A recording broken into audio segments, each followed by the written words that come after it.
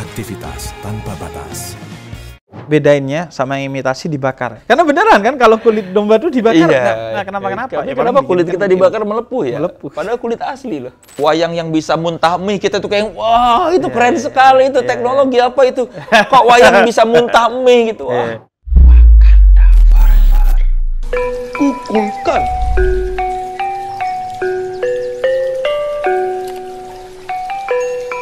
Jadi orang Sunda tuh emang namanya selalu diulang-ulang kan? Kayaknya ya. Itu yang sangat identik dengan orang Sunda. Dulu gue Soleh. Iya, Solihun. Dulu gue punya temen Ice Juice. Ice Juice. Temen SD. Oh, Asep Surasep. Asep Surasep nggak ada. Tapi ada itu temen gue SD. Terus Ice apa aja? Ice Juice. Kalau dibaca jadi kayak es jus kan. Iya, es jus. Tapi ya kayak yang standar kan Ajat Sudrajat. Ajat Sepupu Sudrajat. ada. Tapi anehnya adik-adik gue nggak pakai pola itu. Gue doang. Lo anak pertama tapi? Anak pertama. Iya. Dan yang uniknya nama gue itu jadi kan anak pertama. Terus kata nyokap gue, kakek dari bokap dan kakek dari nyokap pengen ngasih gue nama. Ngasih nama gue nih sebagai anak pertama ini. Terus tanpa berunding mereka keluar nama yang mirip. Dari bokap, kakek dari bokap Soleh Solihin. Kakek dari nyokap Soleh Solihun. Ini kata nyokap gue. Tiba-tiba aja mereka bilang namanya ini aja. Padahal mereka nggak berdiskusi. Nyokap gue cerita. Tapi sama-sama orang Sunda dua-duanya? Iya. Tapi tanpa berdiskusi. Iya, tanpa berdiskusi. Tiba-tiba mereka berdua punya nama yang mirip. Kata nyokap gue juga nggak tahu. Tiba-tiba sama gini. Akhirnya nyokap gue ngapain? Diundi aja. Diundi gitu. Yang keluar yang mana biar nggak pada berantem kan? Iya. Keluarlah Soleh Solihun. Soleh Solihun. Tapi karena emang Kang Soleh ini darahnya ya udah Sunda aja kan? Iya, asli murni. Mana aja tuh kan? Bandung Garut. Oh, Bandung Garut. Ada dari nenek dari nyokap ada darah Garut.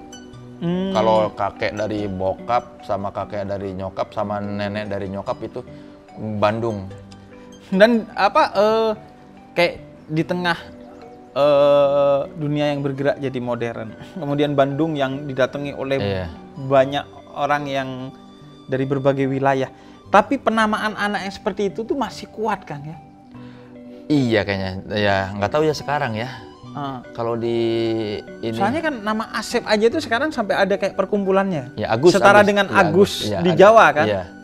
Agus Asep. Agus Asep. Iya. Ya nggak tahu ya sekarang, nggak tahu ya kalau sekarang ya, gue nggak terlalu mengikuti anak-anak kecil di Bandung atau ini. Tapi ya, iya nggak tahu juga ya kenapa ya. Diulang gitu kan? Iya, mungkin orang Sunda butuh peneguhan. Jadi tegaskan. Atau karena memang ada polanya secara gramatikal ada. Misalnya kayak apa sih? Aduh, gue lupa. Ada polanya secara tata bahasa memang ada pola seperti itu yang diulang-ulang. Oh. Jadi memang secara pola bahasa ada, bukan cuma nama yang diulang-ulang, tapi ada misalnya, aduh, gue lupa pelajaran bahasa daerah tuh ada. Jadi memang secara grammar ada pola seperti itu yang diulang gitu. Nama istilahnya apa gitu, gue lupa. Dulu masih ngerti. Dulu ada ini Kang, pelajaran bahasa Sunda. Iya, karena kalau sekarang juga kayaknya yang di Jawa Barat masih ada pelajaran bahasa Sunda. Itu susah pelajaran bahasa Sunda. Berapa nilainya Kang? Nggak inget. Pokoknya biasanya justru kita paling kecil nilai itu biasanya Kang. Iya, dulu tuh gua tuh gini. Dulu gua ngomong bahasa Sunda halus di rumah ya. Iya. Gara-gara pergaulan Sundanya kasar, gua diketawain sama teman-teman. Kok Sundanya halus banget sih? Kan gue dari Bandung, pindah ke daerah Kabupaten Bogor. Di rumah tuh orang tua masih ngomongnya halus, Sunda halus. Begitu di pergaulan, kan itu Kabupaten Bogor tuh ya daerah sekarang namanya Cileungsi lah yang terkenalnya lah, Kecamatan Cileungsi. Itu kan sebenarnya dekat ke Jakarta juga, terus ya Sundanya tuh bukan Sunda halus kayak di Bandung. Jadi begitu gua ngomong bahasa Sunda di luar rumah diketawain sama teman-teman. Sampai akhirnya gua lupa bahasa Sunda lemes. Kata nyokap gua, itu tuh gara-gara kamu tuh waktu kecil kalau keluar rumah malu diledekin gara-gara Sundanya halus. Sekarang gua susah gua Sunda halus. Hampir lupa lah ngomong Sunda. Biasanya halus. Sunda halus tuh ke orang yang lebih tua. Tua, iya. Kan Sunda tuh misalnya makan aja, abdi tuang, bapak neda. Jadi misalnya ada bapak nih. Misalnya gue nyeritain si bapak lagi makan, gue harus nyebutnya abdi tuang, bapak neda. Oh. Istilahnya tuh gitu. Ya mungkin di Jawa juga ada kan di yang undap-unduk bahasanya. Iya, ada yang halus, ada yang kasar. Sama Madura, Jawa tuh ada tuh. Kan repot tuh.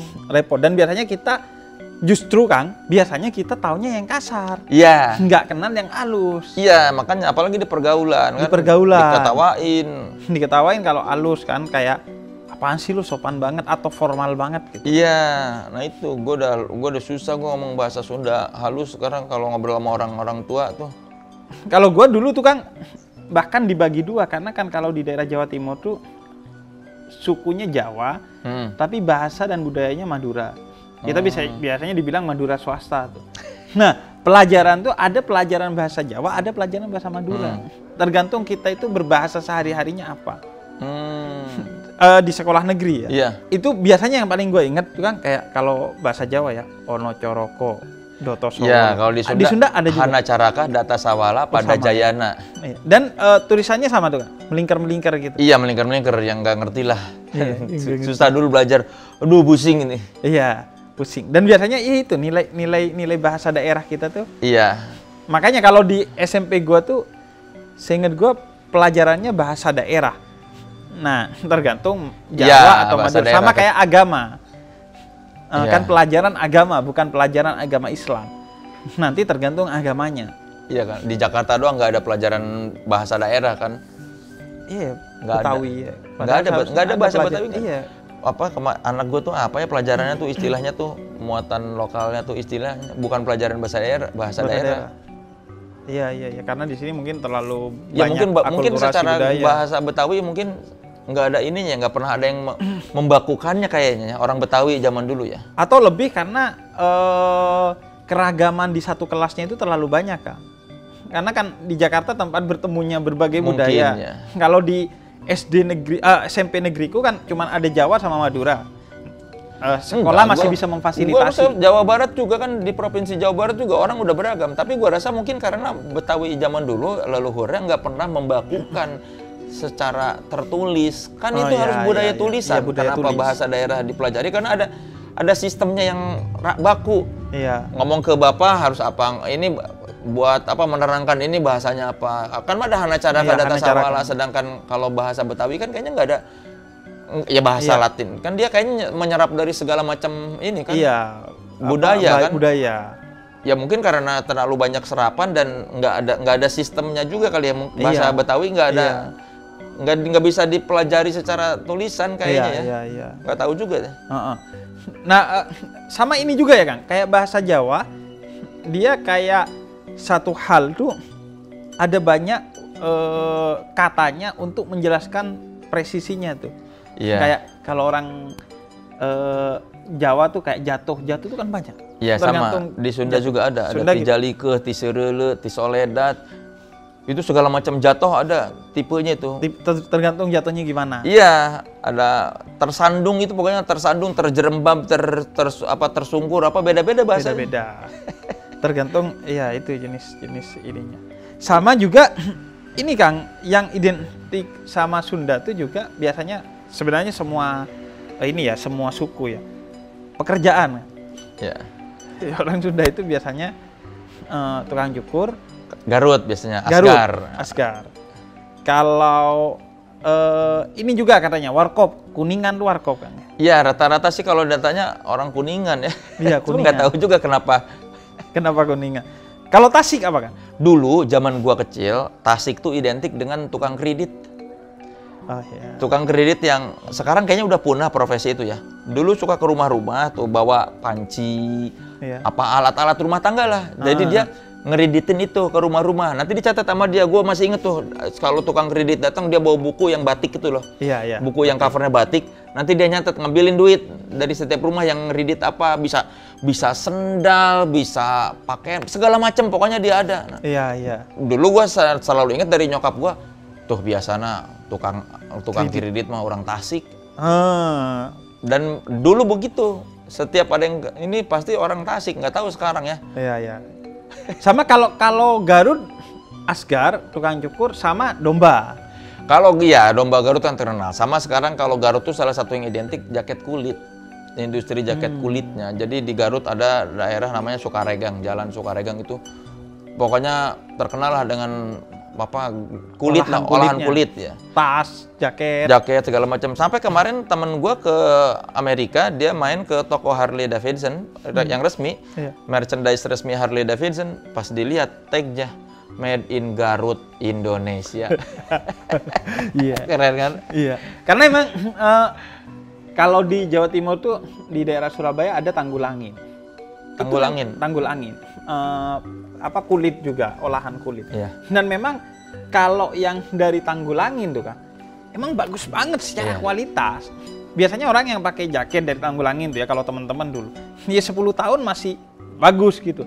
Karena secara kualitas kuat, cuman ya itu soal merek, marketing, branding segala macam sama kan. desain mungkin akhirnya ya udah.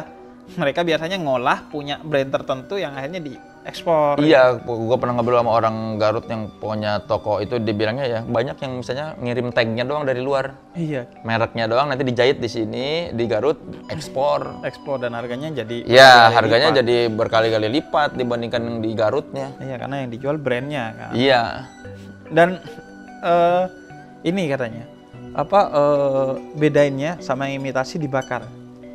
Ya, katanya kalau kulit asli nggak kebakar, tapi kulit kita sakit. Dibakar juga sakit. Melepuh.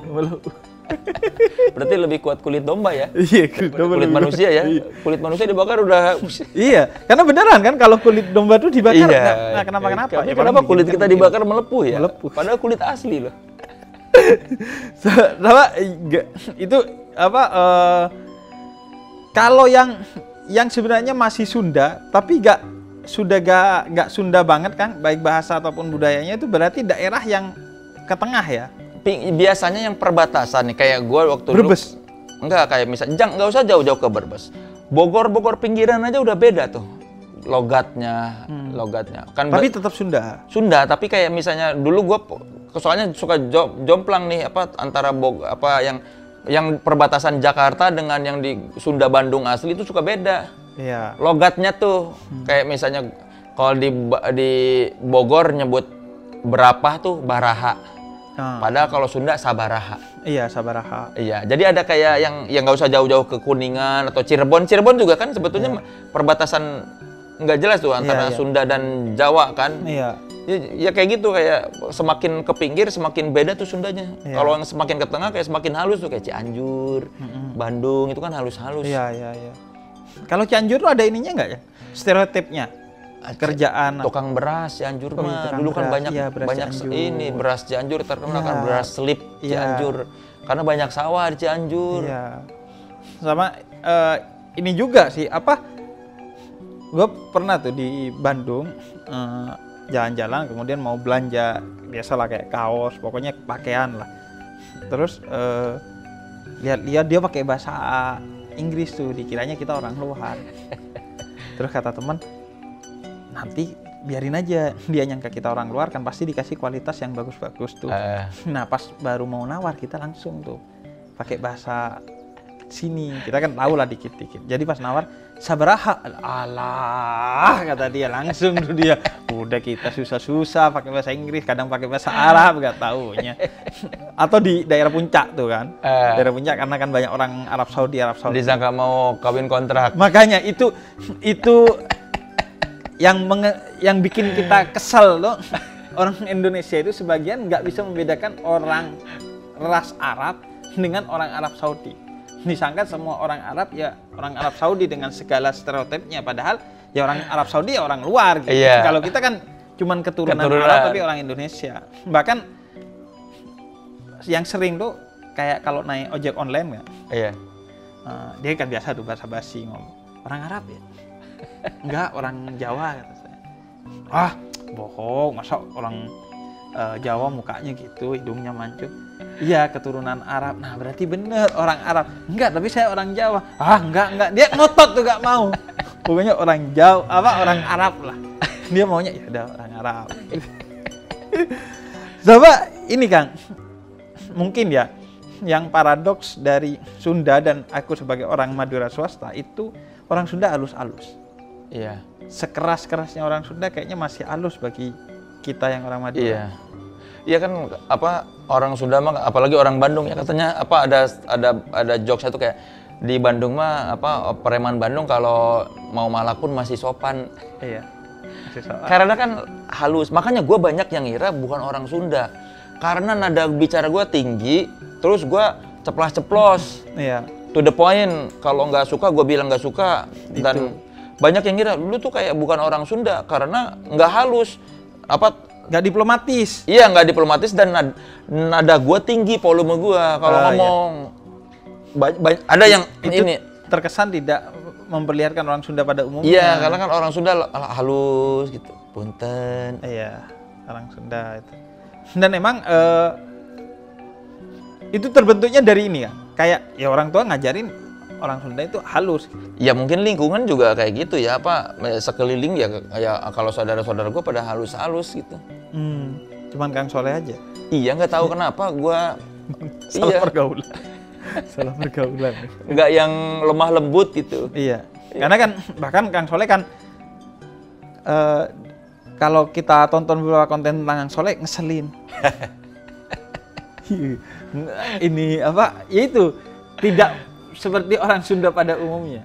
Iya, karena gue kayak orang Jawa, inggih doang, iya aja. Nah, kalau gue enggak. Apa yang menurut Kang Soleh? Ya nggak tahu, makanya ya katanya suka banyak yang ngira lu tuh kayak bukan orang Sunda karena orang Sunda tuh nggak begitu, nggak yang wah gitu. Iya. Nggak, ya apa adanya aja ngobrol. Iya.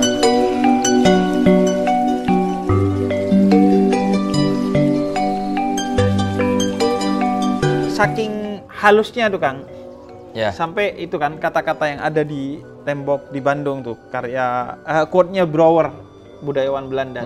Bumi Pasundan lahir saat Tuhan tersenyum. Ya mungkin ya nggak tahu, halus kali ya. Tapi gue punya pengalaman gini soal halus dan keras ya. Gue lagi SMA main ke rumah temen gue, orang Batak asli. Gua nunggu di ruang tamu, nunggu dia ke dalam, teriak-teriak kan, kan jadi takut ya gua.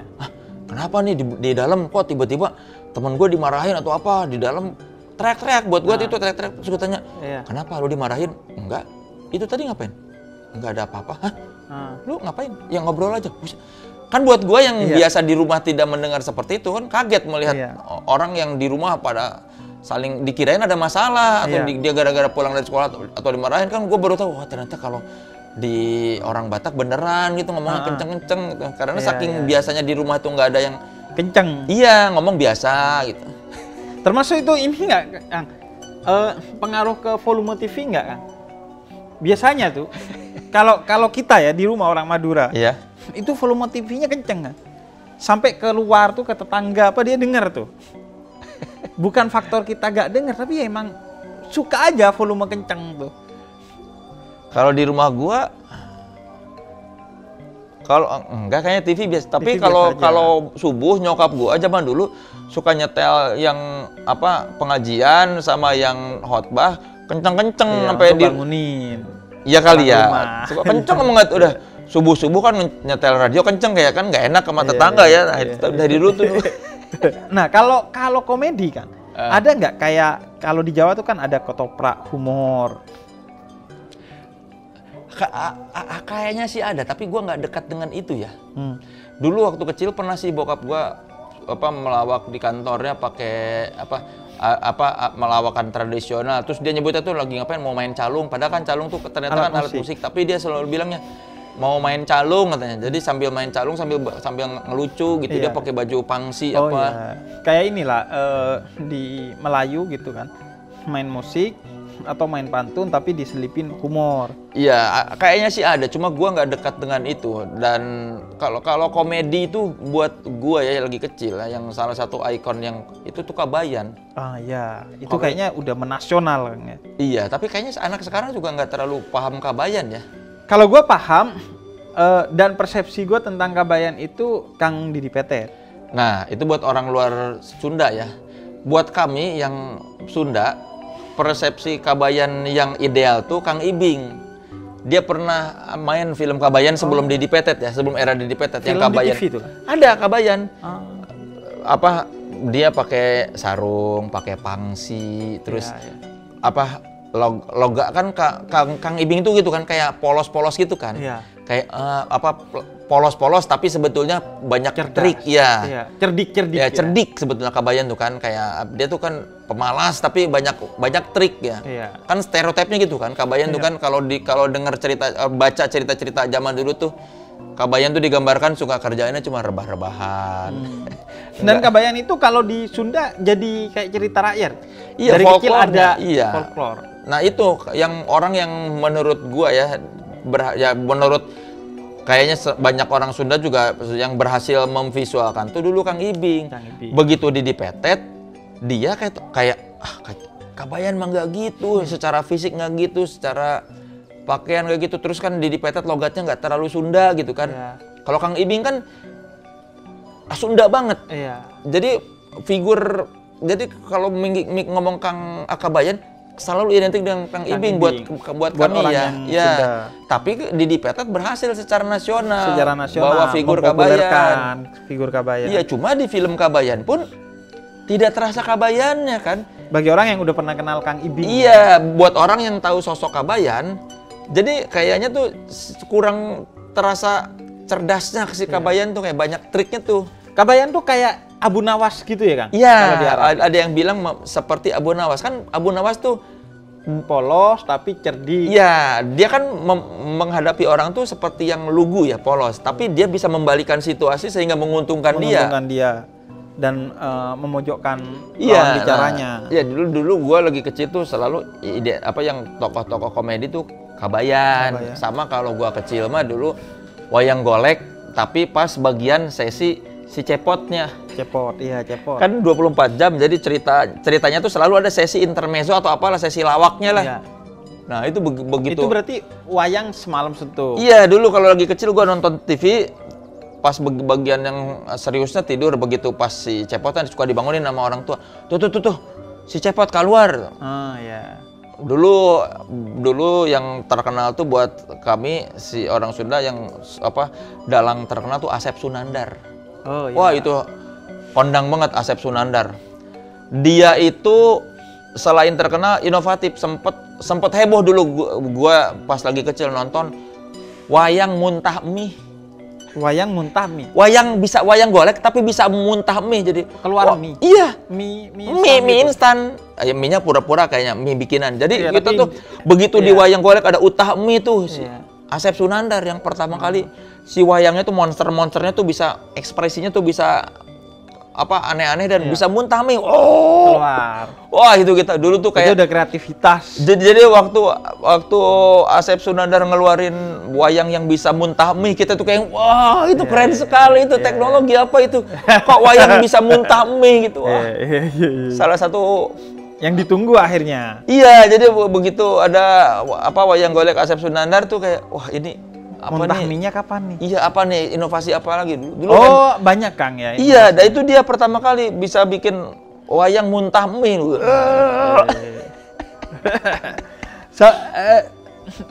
Berarti kalau sebagai orang Sunda tuh ada ini Kang, maksudnya faktor genetik yang menyebabkan Kang Soleh jadi komedian gitu. Kan ada yang bilang Sunda suka bercanda. Iya, Sunda suka bercanda tuh. Iya Kang. Iya, ya kayaknya memang ya. Di keluarga gitu ketika kecil. Bapak sih sering bercanda, banyak sukanya letuk ini, bapak tuh letuk garing kayaknya. Vespa tuh. Mun kempes di kompak. Oh iya. Terus ada teman yang orang Sunda juga dibilang mobil paling aman mah Karimun. Soalnya kalau jatuh kan kalau pakai bahasa Sunda soalnya mun labuh ka jurang Karimuntang tuh tinggal berpegangan tangan gitu. Kayak gitu. Jokes bapak. Iya, Karimun. Soalnya mobil paling aman mah Karimun. Soalnya Karimun labuh ka jurang Karimuntang. Oh, iya. Sama kayak kalau aku kan dari Bondowoso kan. Bondowoso itu ben-aben tak kerasa bahasa Madura. Siang-siang nggak kerasa. Jadi karena nikmatnya hidup di sana sehingga udah siang lewat begitu aja waktu. Nggak kerasa karena nikmat gitu. Ya selalu ada akhirnya jokes-jokes gitu. Dan itu berpengaruh Kang. Maksudnya Kang Soleh ketika stand up ada beberapa beat yang akhirnya terkait sama Sunda. Kalau gua apa ya? Sebetulnya nggak tahu ya terpengaruh atau enggak ya. Tapi gua mah sebetulnya yang mempengaruhi komedi gua tuh Pi Project. Oh, Pi Project. Jo yang levelnya itu apa kelasan itu apa yang anggotanya Jo, Denny Chandra, Yang Darmawan. Nah, itu grup itu Pi Project dulu gua tuh. Lagi kecil gua. Pi Project ini yang setelah itu jadi Project Pop. Beda, Project Pop tuh juniornya. Tika, kan dulu ada namanya Padiangan Project. Padiangan Project tuh Pajajaran dan Parahyangan. Universitas Pajajaran dan Parahyangan gabung bikin Padiangan Project. Dulu tuh kayak kabaret lah istilahnya. Padiangan Project tuh. Nah, itu ada apa intinya? Musik. Kabaret.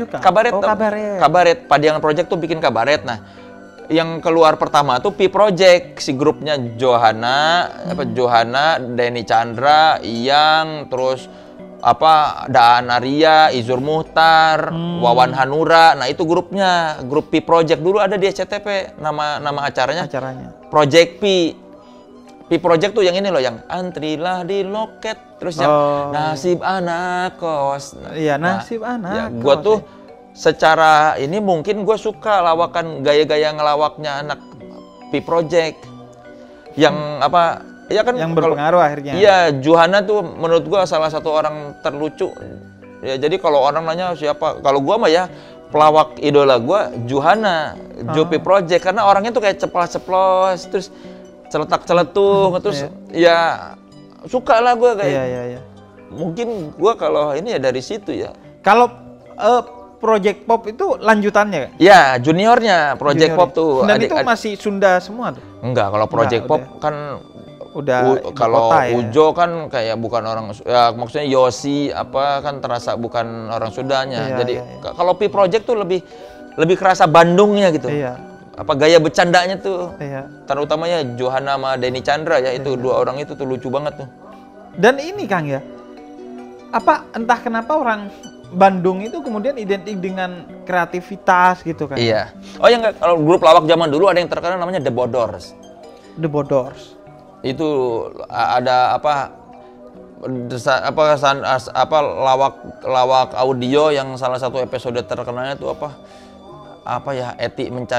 Eti nyari jodoh atau apa gitu tuh lucu banget tuh dulu tuh. Itu salah satu lawak audio di radio. Audio ada The Bodors tuh kalau nggak salah Kang Ibing, Aum Kusman, terus ada siapa lagi ya, berempat apa berapa? Itu salah satu pelawak terkenal dan itu cuma orang Sunda yang ngerti The Bodors itu. Iya. Biasanya. Karena bahasanya bahasa Sunda full. Iya, ada bahasa Sunda, tapi waktu nasional kayaknya mereka juga bikin deh. Versi bahasa Indonesia. Kayaknya, gua nggak tahu ya bahasa Indonesianya ada apa nggak ya? Berarti Kang Ibing nih legenda. Komedi Sunda ya Kang ya? Iya, Kang Ibing tuh legenda dia. Dia tuh pinter orangnya dosen sastra Rusia atau apa kalau nggak salah. Pokoknya orang terpelajar, tapi pelawak dan belakangan jadi dai. Oh jadi dai kan? Iya. Jadi sambil ngelucu ngelawaknya. Iya. Kayak inilah, kayak Zainuddin MZ. Iya. Atau kayak ini di akhir-akhir yang grupnya Parto tuh. Iya. Akri. Atau siapa tuh yang di PPT ya? Akri kayaknya. Iya, Akri. Iya, belakangan Kang Ibing tuh ini berkhotbah. Tapi ya kalau ngomong yang mempengaruhi gue selain Johanna, gue tuh Zainuddin MZ. Oh Zainuddin. Lagi kecil gue dengerin lawakan Zainuddin MZ. Padahal dia Betawi Kang ya? Iya, tapi gue seneng cara dia membuat agama terasa menyenangkan. Iya. Kita tuh dengerin khotbah dia jadi kayak nggak diceramahin, jadi kayak denger orang ngelawak. Iya, orang ngelawak. Tapi yang diomongin bener, tapi kocak. Iya. Kan iya, salah satu yang terkenal tuh itu tuh. Hai orang-orang yang beriman, yang tidak beriman tidak hai. Iya. Itu kan lucu, khasnya. tapi bener. Itu kan nggak salah kan? Yang salah. Tidak beriman tidak hai. Tidak hai, tidak dipanggil. Iya, cuma kan itu pinter dia. Bisa bikin lawakan, kan ada yang bilang katanya agama tidak boleh dipermainkan. Tapi menurut gue Zainuddin MZ itu kan Dia tidak mempermainkan. Iya, tapi dia bisa bikin lawakan dari agama. Maksudnya dari hal-hal yang khotbah dijadiin lawakan. Maksudnya bisa melawak dia sambil menyeramahin, tapi buat kita kok kayak lucu gitu. Kalau aku bilangnya bukan mencandakan agama, tapi mengagamakan canda.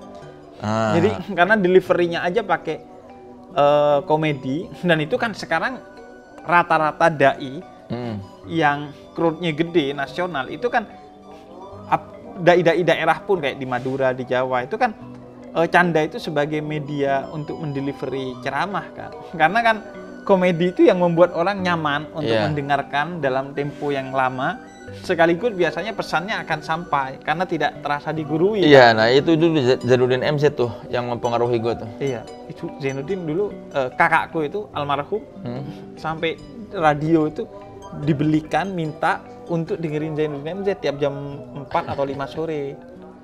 Dulu gue punya kaset tuh Zainuddin MZ, ada episode yang kisah Nabi Ibrahim, lucu banget itu. Yang dulu dia sampai produksi kaset. Ada kaset. Kan dulu diputer, orang kawinan muter Zainuddin MZ, orang sunatan muter Zainuddin MZ. Ceramah tuh isinya. Iya. Oh, aku nggak tahu tuh. Ada episode-episodenya, misalnya ini Zainuddin MZ episode apa. Gue inget tuh salah satu yang paling kocak tuh episode Nabi Ibrahim, kisah Nabi Ibrahim. Yang dia menceritakan soal pencarian Tuhan, Nabi Ibrahim mencari Tuhan yang kenapa ini itu tuh matahari kok siang doang. Yang dia nyeritain patung-patung dihajar-hajarin. Oh itu lucu banget Zainuddin MZ menceritakannya soal perintah disembelih Ismail. Pokoknya dialog antara Ismail dan Ibrahimnya tuh dibikin kocak sama dia kayak di versi Betawi yang pokoknya lucu lah kita dengerin. Dan sekarang itu disebutnya dakwah Taimen gitu. Jadi dakwah yang dibungkus dengan entertain sehingga tuntunan itu menjadi tontonan itu. Dan itu emang tantangannya gede banget. Iya, nah itu tantangannya kan gimana bisa lucu plus tapi tetap hati-hati kan. Iya, nah menurut gue yang berhasil tuh dulu Zainuddin MZ hiburan. Orang kan nyetel dangdut kawinan dulu juga. Zainuddin MZ diputar di kampung-kampung tuh. Ke sunatan Zainuddin MZ, ke kawinan sambil nunggu makan puter. Ada kasetnya dijual. Iya. Sampai jadi kayak album musik berarti kan. Iya. Jadi orang menikmati walaupun berarti diulang-ulang kan ya. Iya, tapi tetap lucu. Maksudnya kita itu salah satu episode yang gue suka tuh tentang waktu dia episode kisah Nabi Ibrahim. Gue tuh ketemu Zainuddin MZ 2 kali kayaknya kan. Maksudnya nonton langsung live ya. Pertama ketika datang ke kampung gue. Yang kedua itu di daerah Bintaro sana. Pernah hadir sekali acara maulid di kecamatan mendatangkan beliau tuh. Dan memang gila 1,5 jam 2 jam orang bertahan dengan dan candaannya rapet banget. Iya, dan dia tuh kan pinter main ini nadanya kan.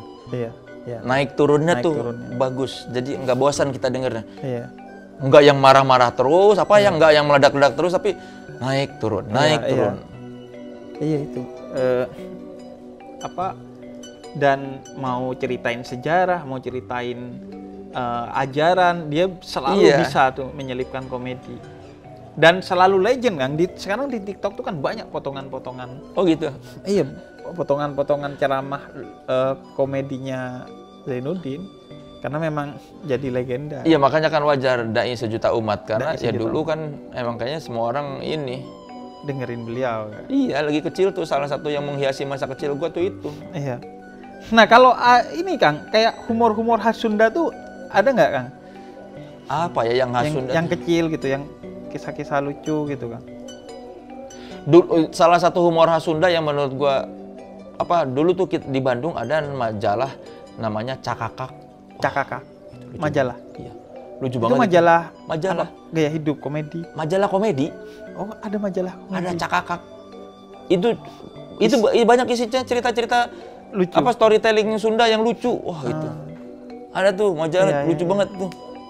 Iya, iya kayak pewayangan tapi dalam bentuk. Enggak, ini mah majalah komedi aja. Oh, majalah. Kayak Mad kan di luar negeri ada kan majalah komedi Mad. Ini Cakakak tuh isinya orang majalah humor. Iya. Tapi bahasa Sunda ada tuh kayaknya Kang ya. Bukan kayak majalah yang khusus komedi tuh.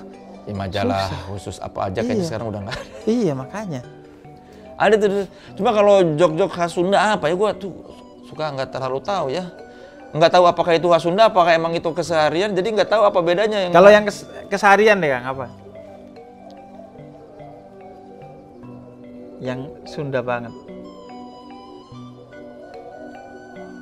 Dan biasanya bahasanya juga harus bahasa Sunda kan ya? Iya. Yang ketika di delivery pakai bahasa lain jadi gak lucu. Apa ya? Aduh. Kayak ya tadi itu kayak Vespa tuh, itu kan nggak mungkin. Karimon itu nggak mungkin pakai bahasa nggak mungkin. lain. Dan karena sekarang platformnya itu YouTube, selalu ceramah-ceramah daerah itu atau komedi-komedi daerah itu tetap banyak penontonnya karena segmennya di sana. Kalau lawakan gua nggak bisa mikirin sekarang. Tapi kalau ekspresi ini menurut gua nggak tahu di bahasa lain ada nggak ya bahasa lain. Di bahasa Sunda tuh ada imbuhan untuk menyatakan sebuah perbuatan. Misal nih, sebelum misalnya ada orang datang, kita ada istilahnya torojol datang. Torojol datang. Torojol datang. Misalnya ada datang tuh misalnya, itu ada imbuhannya. Torojol datang. Gek diuk nih mau gini nih. Gek diuk. Bertek lumpat. Apa itu maksudnya, Kang? Di Indonesia makanya susah gua ngapa ya, itu ekspresi-ekspresi yang kayak ini kita lagi mau duduk, gek diuk. Jadi misalnya menceritakan proses orang duduk. Gek diuk. Oh ya. Torojol datang. Iya. Bertek lumpat, itu ada ekspresi-ekspresi yang menurut gua kocak dan kayaknya di bahasa lain ada nggak tuh? Ada sih kayak iya. Bahasa dan Jawa akhirnya jadi kayak semacam triggeran agar orang gak mau nih kalau diomongin gitu. Enggak, bukan gitu. Oh, bukan. Ini menerangkan kayak ya gitu. Bukan. Jadi ekspresi kayak misalnya gek diuk itu tuh jadi proses orang duduk itu disebutnya disebut gek diuk. Jadi kayak misalnya apa ya bahasa Indonesia, bertek lumpat kayak misalnya orang lari bertek lumpat itu misalnya. Jadi untuk menceritakan kegiatan, iya ada imbuhannya. Lumpat doang lari misalnya. Ya. Tapi kalau bertek lumpat jadi kayak yang apa ya di Indonesia, jadi kayak menerangkan bahwa dia berlari bertek lumpat, tapi bukan nggak pakai dia juga, apa ya gua kayak torojol datang, jadi untuk menerangkan sesuatu, jadi bukan cuma datang doang, ada dikasih imbuhan biar lebih ekspresif. Torojol datang, gek diuk, bertek lumpat.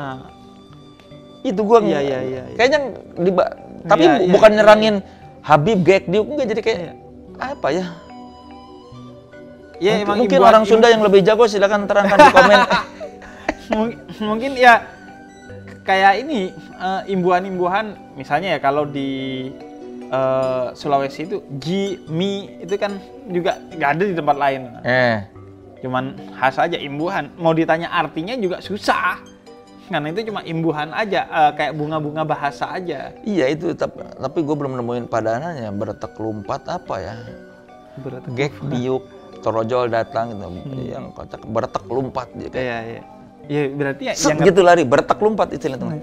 Nggak kayak set itu gek diuk. Bukan tiba-tiba duduk, enggak kan ya? Bukan. Iya, kegiatan duduk itu sebenarnya gek diuk. Bertek lumpat. Apa ya gue nggak tahu menerangkan ke bahasa Indonesianya apa tuh ya.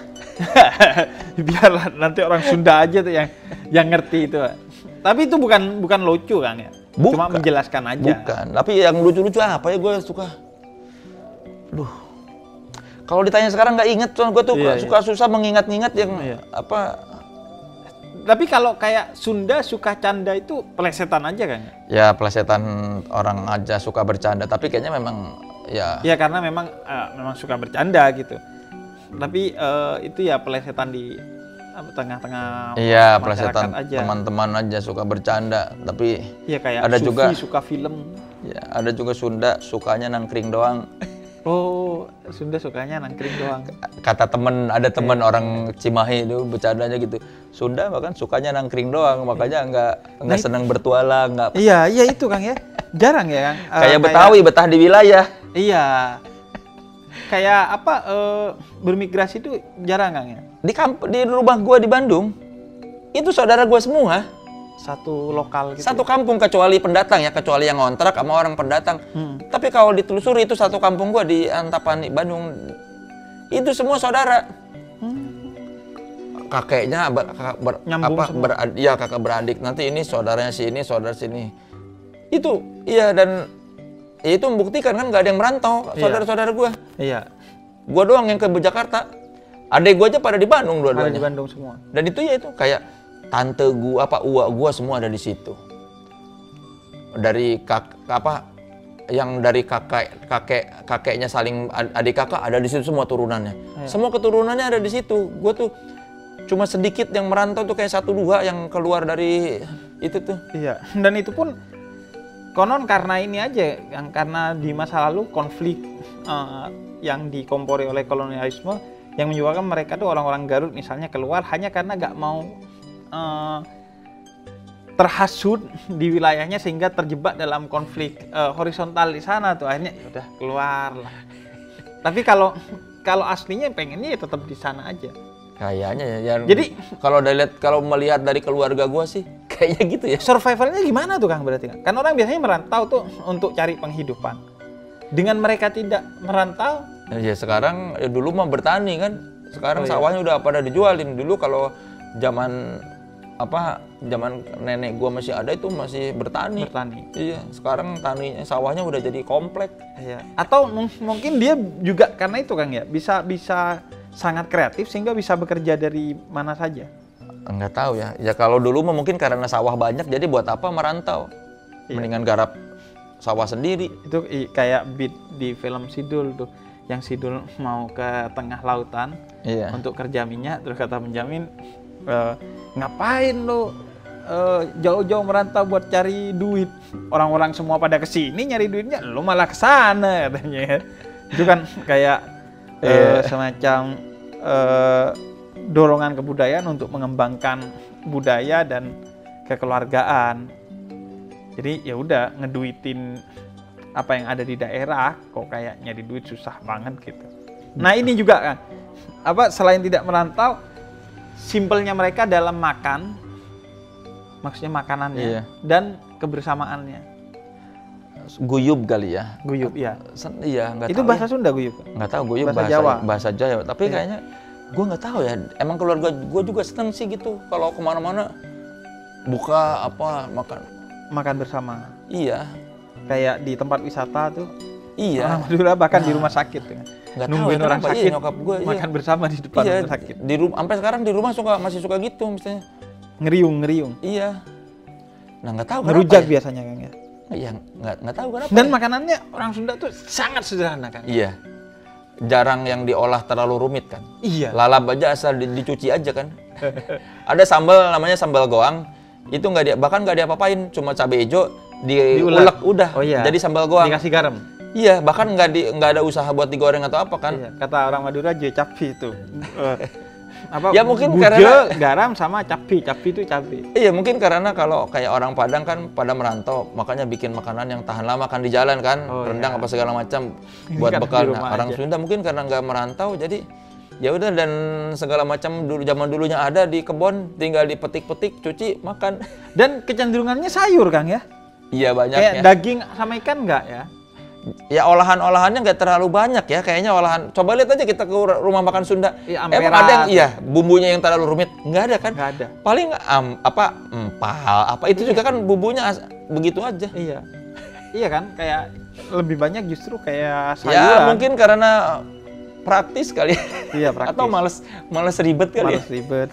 Dan ya itu karena nggak merantau juga kan, nggak ada tantangan masakan tuh harus gimana. Iya kan, serumit-rumitnya masakan Sunda apa coba? Iya. Tempatnya juga kan rata-rata restoran Sunda tuh identik dengan sawah kan? Iya. Kalau di beberapa tempat tuh ini kita ke restoran Sunda ya, tempatnya juga enak gitu, lesehan, enak, dan ada biasanya lagu-lagu angklung.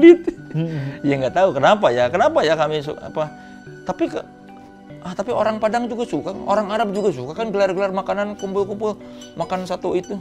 Iya, suka kita juga ngerujak kalau kita ngerujak. Dan alat musiknya juga bambu, angklung. Suling. Tadi suling, terus ini apa tadi? Calung itu kan bambu. Ya kan dari alam semua kan? Iya kan alat alat musiknya. Kreatif lah. Akhirnya dari makannya semuanya itu jadi kreatif. Hal-hal yang kecil bisa jadi gede tuh. Kenapa ya? Karena sentuhan kreativitasnya. Gue juga nggak ngerti, Bib. Gue bukan budayawan, Bib. Yang ngerti banget Sunda ini, Sule. Oh, Sule. Wah, dia mah jago budaya Sunda. Sama Budi Dalton. Budi Dalton. Wah, itu mah dia mah budayawan dari dulu tuh. Dia mah budayawan beneran, memang Sunda. Teredukasi dan iya. Nah, kalau mau ngomong Sunda, Budi Dalton sama Sule. Oh, Sule. Iya. Sule mah masih tipe-tipe yang meyakini bahwa masih ada wilayah Prabu Siliwangi di mana. Dia mah masih yang percaya itu. Yang masih meyakini bahwa Prabu Siliwangi itu masih ada itu. Iya. Saking apa? Saking Sunda banget. Iya. Iya itu. Kalau mau kalau mau dalam banget Sunda, wah. Iya, dia sampai dia bilang gitu. Ya, salah satu alasan dia beli rumah yang di sana tuh sekarang kan di Bekasi itu karena diyakini itu ininya tempatnya bagian apa dari ya, pokoknya itulah Prabu Siliwangi.